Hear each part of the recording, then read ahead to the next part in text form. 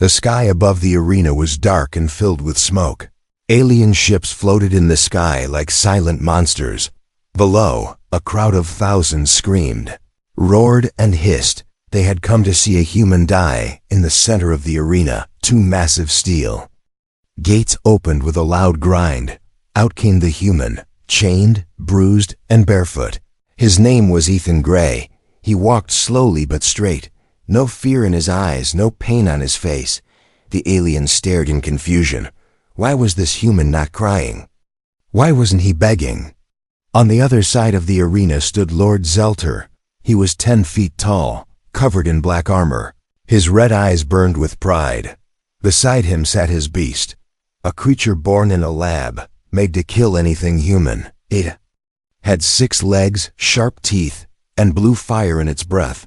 The crowd cheered louder. They wanted blood. They wanted screams, but Ethan stood there, still, calm like a stone. Lord Zelter stepped forward and raised his clawed hand. The crowd fell silent.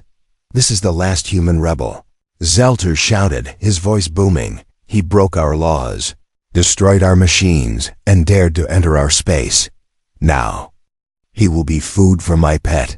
The beast growled, hungry and angry. The chains around Ethan rattled, but still, he didn't tremble. Zelter looked down at him, confused and a little annoyed. "Why aren't you trembling, human?" he asked. "One word from me, and my pet will devour you." Ethan looked up slowly. His eyes were cold, but his lips held a small smile. He spoke softly, but clearly. "Then speak the word."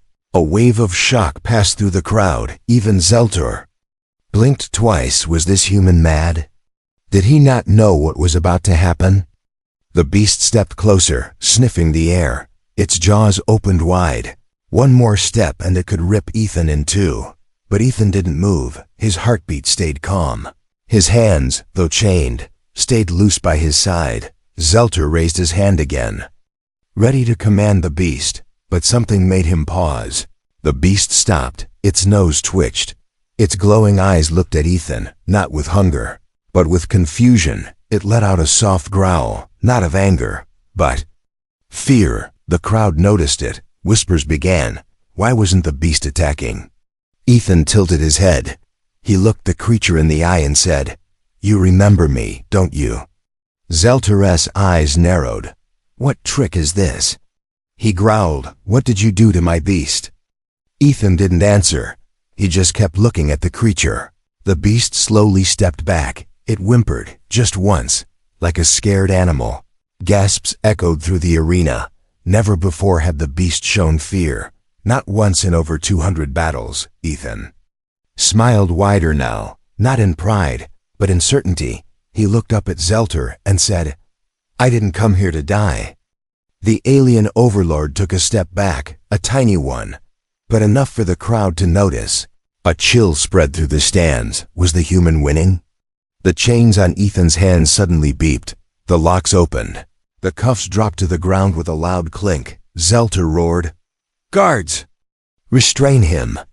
But no one moved. Even the alien guards were frozen, watching the beast now lying at Ethan's feet, calm and silent. Ethan placed one hand on the beast's head. It didn't attack, it didn't growl. It simply lowered its head. Ethan looked up at the watching crowd. "You wanted a show," he said. "Let me give you one you won't forget."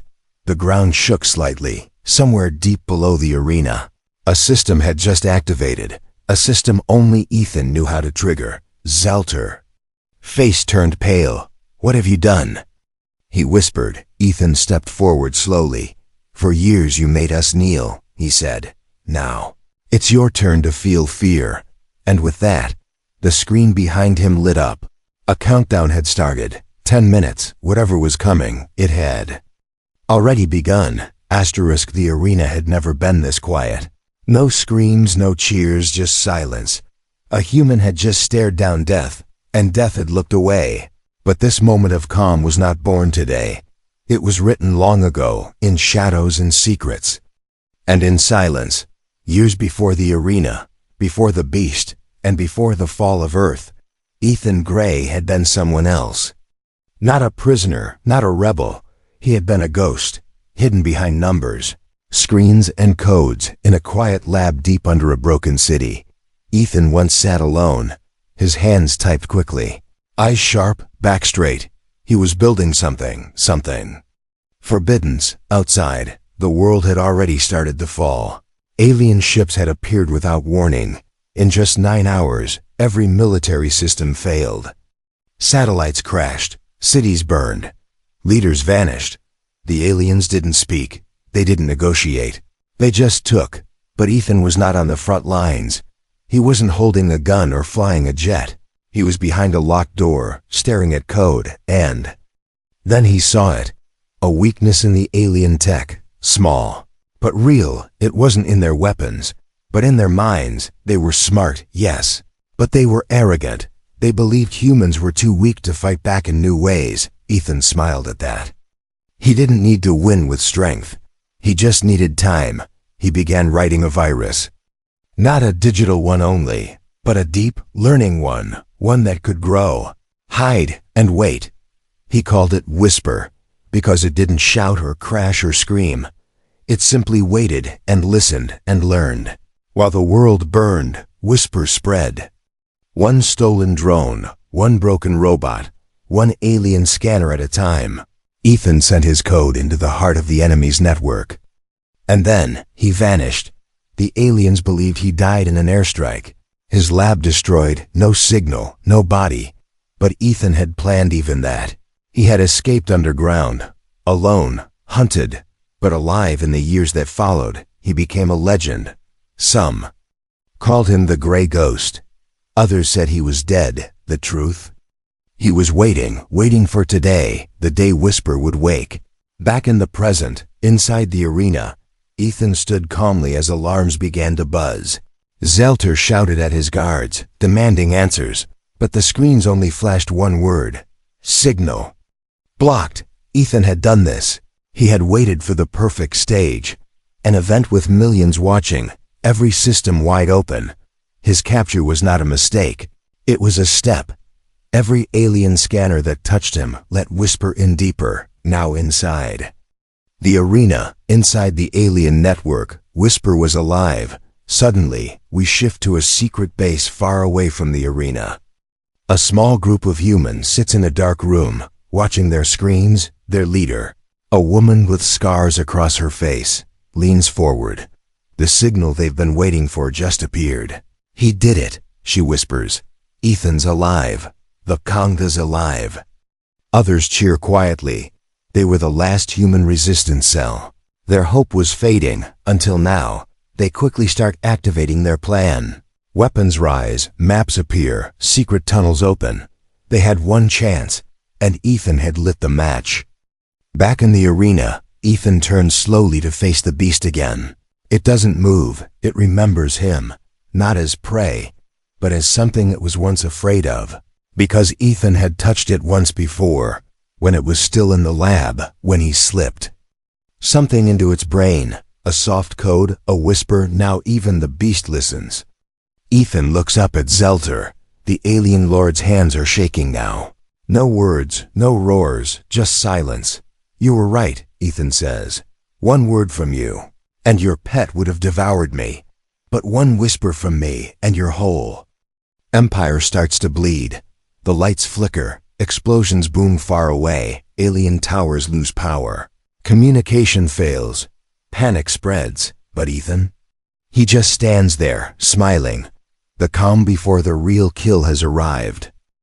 The beast had never disobeyed. It had crushed giants, torn war machines apart. It had ripped through human bunkers like paper, but now it sat quietly beside Ethan.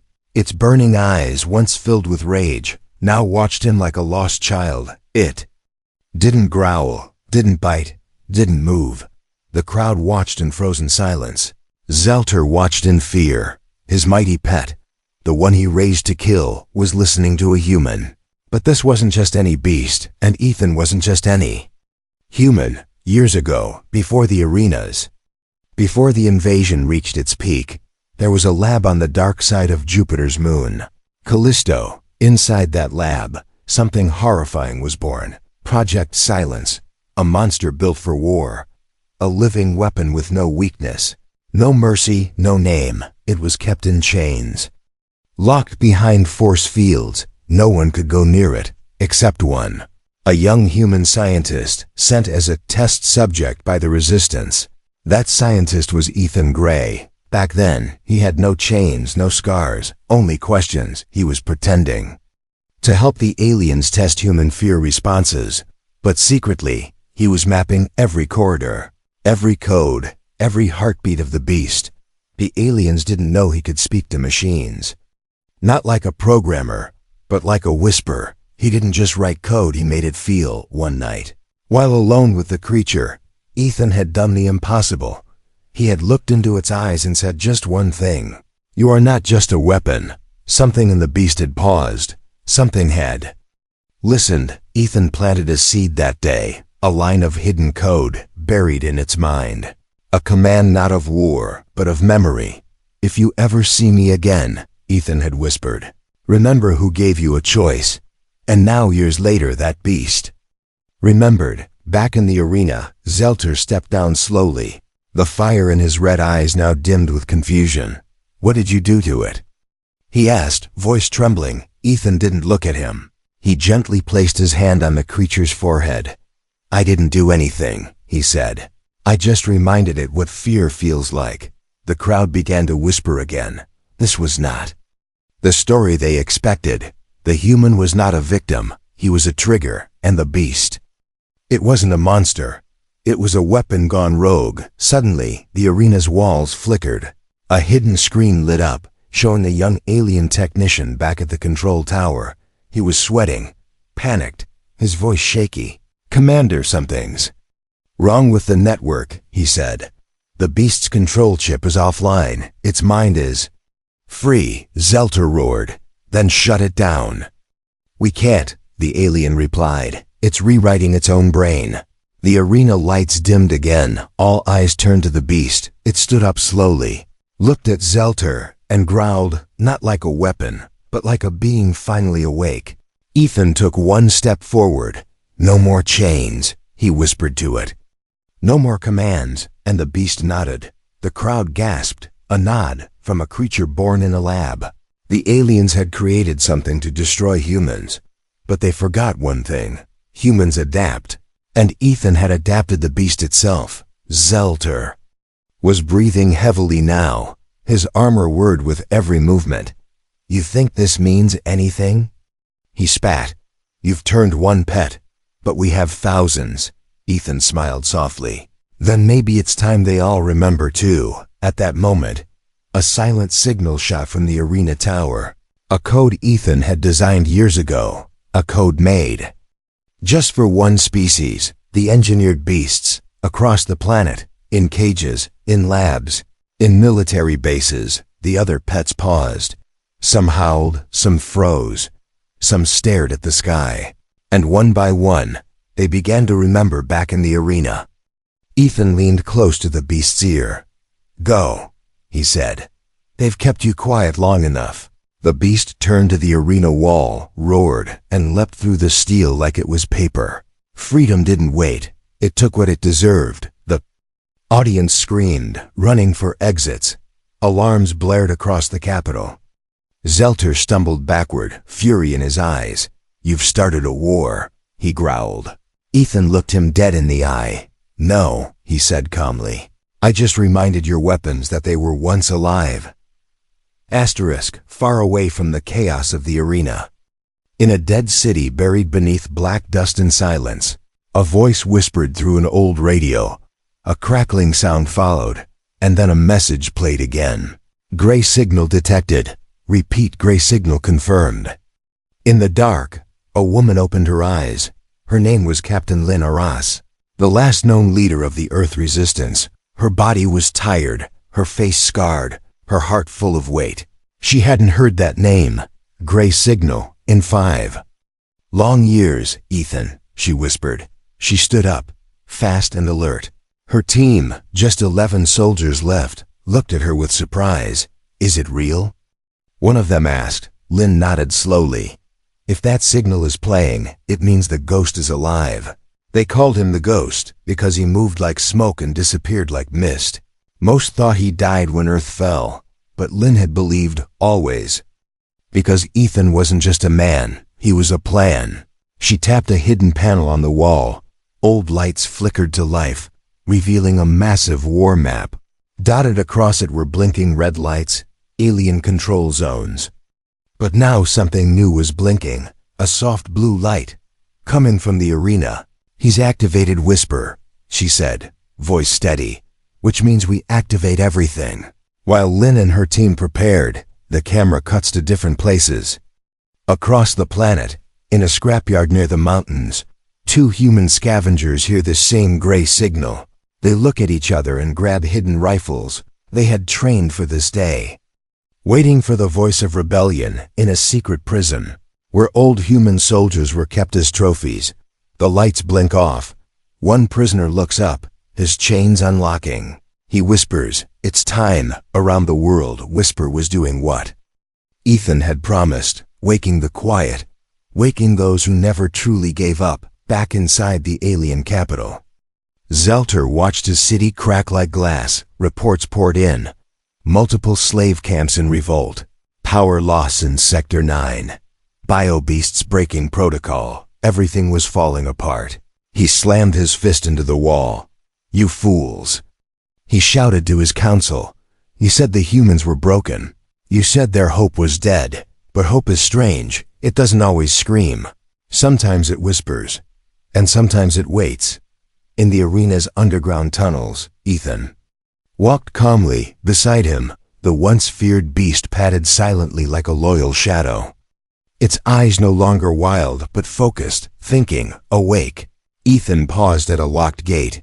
He placed his hand on a scanner. The old metal hissed open, revealing a hidden room filled with dusty equipment. He picked up a helmet with a cracked visor. Then, a small round device glowing softly, a memory drive. Inside it was the voice of every rebel who died building Whisper. He clicked it on. Their voices echoed in the dark. "We are not gone. We are not silent. We are the voice beneath the ground, and we are coming back." The beast let out a low growl, not of anger, but of understanding. Ethan placed the drive into a panel. Lights sparked. A massive signal burst through the air. "This." One louder than the last. Every rebel cell heard it. Every hidden human, every silent friend. The rebellion had been waiting for a voice. Now they had one, in her bunker. Captain Lynn smiled. He gave the signal. She said, "Now we answer." She turned to her team. "No more waiting, no more hiding. We hit them tonight." Cheers erupted, quiet but strong. They loaded weapons, checked maps, and prepared for war. Not just to survive, but to take back what was lost. Above the arena, alien warships turned their cannons toward the city. They thought destroying the capital would stop the infection. But the infection wasn't in machines. It was in hearts. And hearts don't burn that easy. Back in the shadows of the tunnel, Ethan looked up at a vent. Sunlight leaked in, warm and golden. He smiled. Just for a second, then whispered, "Let's see how loud a whisper can get." The crowd above still hadn't moved, frozen in fear, unsure whether to run or keep watching. They had come for a death, but now they were watching a beginning, unseen by them, deep below the arena floor. Machines were waking up, old machines. Forgotten machines, machines built by human hands, buried long before the first alien ever walked the surface. And at the heart of those machines stood Ethan, one hand on a rusted console, the other holding a cracked transmitter, his voice calm, his eyes sharp. "Time to open the floor," he whispered. A deep hum shook the ground, not an explosion. Something quieter, older, smarter. Metal panels shifted beneath the dirt. Ancient locks unsealed. What the aliens didn't know was that the arena had once been human territory. Before the war, it was a tech stadium, built over a secret resistance facility. When Earth fell, the aliens kept the stadium, but never noticed what was buried underneath. They stood on a weapon without even knowing it, back in the alien control room. Alarms screamed again. A young alien shouted over the noise. There's movement underground. It's not ours. Lord Zelter slammed his fist against the table. Send units down there now. But the ground shook harder. Then, silence, not peace. The kind of silence before the sky breaks open. Underneath, Ethan moved through the tunnels with. Each step, he passed old doors marked with faded human words. Power core, control deck, drone nest. Behind him, the beast walked without sound. It no longer followed him out of command, but out of trust. They reached a wide chamber filled with black walls and glowing lights. In the center sat a round platform, long inactive. Until now, Ethan placed his hand on it, and the whole room lit up like stars blinking awake. One by one, panels opened, revealing rows of compact machines, old Earth drones designed for stealth, speed, and sabotage. Long ago, humans built them for a final mission that never came. Today, that mission had arrived. Ethan clicked his transmitter once. The drones buzzed to life, hovering, scanning, listening. Outside the chamber, alien soldiers had entered the tunnels. Flashlights flicked through the darkness. One of them heard something, a soft whirring sound, then nothing, until it was too late. The first alien dropped with a silent dart in his neck. The second never even saw the drone that took his weapon. Within minutes, the entire squad was gone. No bullets, no blood, just vanishing. Above ground, panic grew. Ships hovered in place, leaders argued, and the public screamed. But below, Ethan kept moving. He reached the final room, the power node. Inside it, a glowing sphere spun slowly. This was the city's backup energy core, tapped into every alien building nearby. He connected his drive, and Whisper entered the core like smoke sliding through cracks. All over the capital, lights blinked, systems crashed, weapons shut down. Not destroyed, just disabled, like someone had gently unplugged the enemy's brain. Far across the desert, Captain Lin watched from her hidden base. One by one, red alien-controlled zones on her map turned gray, inactive. Her second-in-command whispered, "He's doing it." Lin nodded. "Now it's our turn." She gave the order. From caves, sewers, and ruined buildings, rebels rose with weapons in hand. They weren't soldiers. They were survivors, and that made them dangerous. Back under the arena, Ethan stepped away from the core. He looked at the beast beside him and said, "Time to go back up." They entered a lift that hadn't moved in 10 years. It rumbled to life, pushing them upward, above. The floor of the arena began to crack. A deep groan echoed as steel split open. And from the ground below, a man and a monster rose together. The crowd gasped. The aliens stepped back. Ethan stood tall, now fully in control of the battlefield. He looked directly at Zelter, whose command screen had just gone dark. No power, no backup, no control. "This arena was never yours," Ethan said, voice loud and clear. "You just sat on top of a trap we left behind," Zelter snarled. "You think this little trick wins the war?" Ethan smiled. "No," he said, "but it starts one." Fear was never welcome in the mind of Zelter. It was a weakness, a disease. Something only humans felt, at least that's what he always believed, until today, now standing in the heart of his own arena, surrounded by silence, with his pet kneeling beside a human. Zelter tasted something sharp in his chest. Not anger, not confusion, something colder. It was fear. His screens were dead. His commands were ignored. His most trusted weapon had turned its back on him. And the human, the one he had planned to kill in front of millions, was not begging, not broken. He was standing tall, calm as ever, like he had planned this moment all along. Ethan took one slow step forward. The arena was cracked beneath his boots, but he didn't stumble. The beast followed close, protective like a silent shadow. "You feel it now, don't you?" Ethan said, voice quiet but sharp. "That tightness in your chest, that noise in your mind, that's fear, Zelter." The alien flinched, just slightly. But the cameras caught it. The audience saw it. A murmur spread across the crowd. Their warlord, their conqueror, the one who crushed entire cities, was afraid of a human years ago. Zelter had stood before Earth's leaders and watched them weep. He had ordered their cities burned, their skies darkened, their spirits broken. He had laughed at their tears, but this human, Ethan Gray, had no tears left, only fire. I studied you, Ethan said, stepping closer. I read your files, learned your structure, tracked your moves. You win through control, systems, minds, fear. But what happens when you lose control? Zelter roared, his voice shaking the ground. I still have armies, he shouted. I still have ships.